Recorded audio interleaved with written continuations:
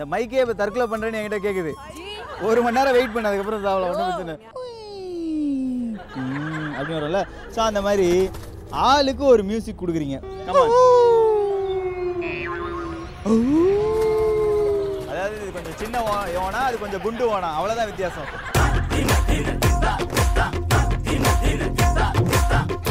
சுந்தரி அந்த மாதிரி பாட்டு தான், அந்த ஒரு பாட்டு தான் டான்ஸ் ஆட போகிறேன். இன்னொரு பாட்டு வேற, நான் ஒரு மாதிரி, ஏற்கனவே நம்ம ஒரு மாதிரி சொல்லிட்டு இருக்காங்க. நீ ஒரு பெஸ்ட் டான்சர்னு ப்ரூவ் பண்ணதுக்கு முதல்ல நீ இப்போ ஒரு பாட்டு பாடுற. டிங் டாங் உன்னை சாவடிச்சு அடிப்பேன். இல்லை இப்படி பாடினாலே அவன் செத்துருவான், அது வேற விஷயம்.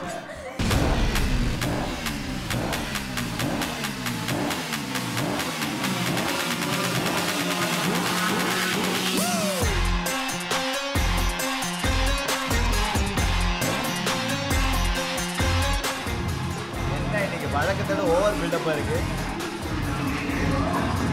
ஓ நாங்க அவங்க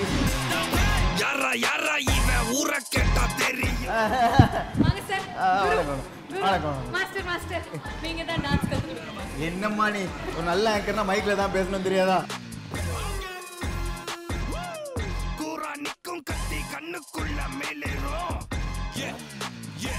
இப்போ என்ன நீயும் சேர்ந்து எங்க கூட பரதநாட்டியம் ஆட போற அதானே? எது பரதநாட்டியம்? ஆமாங்க பாருங்க சிந்து ஷாம் எவ்வளவு அழகா ஆடிட்டு இருக்காங்க. பரதநாட்டியமா? ஏமா கொஞ்சம் டிஃபரெண்டா பண்ணும்ல, இளைய தளபதி மாதிரி ஆட முடியாது அவருடைய ஸ்டைல்ல, நம்மளுடைய ஸ்டைல் ஆடிக்கிறோம். இது பாருங்க, நீங்க இப்ப ஆங்கர்ல டான்சர். அதாவது இந்த விஜய் டிவில வந்து டெலியா வாட்ச் வந்தாலே அவங்க பதவியை விட்டு கொடுத்துட்டு வேற வேலைக்கு போறன்றதை மறக்கறாங்க. Correct. Now you are a dancer. Correct. இந்த டெலியா வாட்ச் நான் ஆங்கர் இல்ல. நீங்க வந்து நடனத்திலேயே பேச வைக்கிறீங்க மக்களை. ஓகே. சோ உங்க கோ டான்சர் யாரு? உங்களுடைய கோ டான்சர் வந்து சிந்து ஷாம். அவங்க வந்து ஒரு பயங்கரமான ரெப்யூட்டட் பரதநாட்டியம் டான்சர். இன்னும் பரதநாட்டியம் கான்சர்ட்ஸ்லாம் கொடுத்துட்டு இருக்காங்க, ரிசைட்டல்ஸ்லாம் கொடுத்துட்டு இருக்காங்க. இவ்வளவு சொல்லும்போது அவங்க மூஞ்ச காட்டணும்ல, கொஞ்சம் அப்படி திருப்புங்க கேமரா. அங்க பாருங்க, நானாவது இந்த சைடு கேமரா வந்துருச்சு அப்படின்னு வந்துட்டேன். ஓ கேமரா அந்த பக்கம் போயிடுச்சு. விஜய் டிவிலே தேடி பிடிச்சி வெள்ளையாகிற 2 பேரும் ஒண்ணா ஆட விட்டுருக்காங்க. அது மட்டும் தான் நல்லா தெரிஞ்சதுல.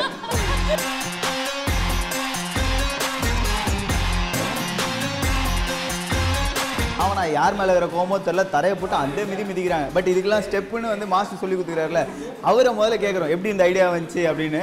வாங்க கேட்டுருவோம். Master fine fine. வணக்கம் மாஸ்டர்.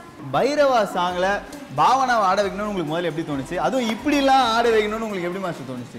ஸோ அவங்க வந்து கிளாசிக்கல் பாட்டுக்கு அவங்க கிளாசிக்கல் டான்ஸ் ஆடி இருப்பாங்க. அவங்க ரொம்ப excite. Why not, I am a dancer அப்படின்ட்டாங்க. உடனே நீங்கள் என்ன பாட்டு வேணால் போடுறேன், நான் பாட்டுக்கு ஆடுறேன்.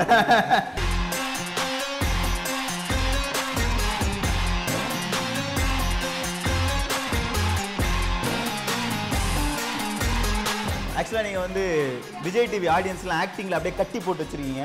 இதுக்கப்புறம் உங்கள் நடனத்தால் அவங்களை கட்டி போட போகிறீங்க. இந்த முயற்சி எதனால் திடீர்னு எடுத்தீங்க? பேசிக்காகவே நீங்கள் ஒரு டான்ஸர்னு தெரியுது, நீங்கள் துப்படா கட்டிக்கிறத பார்த்தாலே தெரியுது. பரதநாட்டியம் டான்ஸர். ஓ Bharatanatyam dancer. Okay okay madam. இது ஃபியூஷனாக பண்ணுறது வந்து எனக்கு கொஞ்சம் புதுசாக இருக்குது. இவங்க ஃபியூஷனாக பண்ணுறது நமக்கு கொஞ்சம் கன்ஃபியூஷனாக தான் இருக்குது, அது வேறு விஷயம். பட் இருந்தாலும் இது ஒரு நல்ல முயற்சி.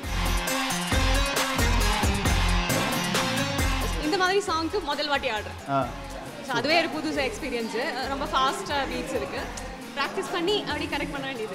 பொதுவாகவே எப்பவுமே ஒரு பேர் இருக்குது விஜய் டிவிலே. அதாவது பாவனா பக்கத்தில் யாருனாலும் அவங்க தெரிய மாட்டாங்க.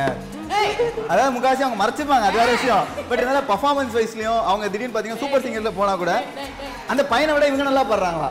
ஸோ அப்படி இருக்கும்போது உங்களோட ஆடும்போது இவ்வளோ பெரிய காம்படிஷன் பக்கத்தில் உங்களால் மேட்ச் பண்ண முடியாது. பாவனாவோட நிற்கிறேன். ஸோ அட்வைஸுக்கு நன்றி. அவர் சைஸ்ல சொல்றாரு, வேற எதுலயும் சொல்லல. நீங்க தப்பா நினைச்சுக்காதீங்க.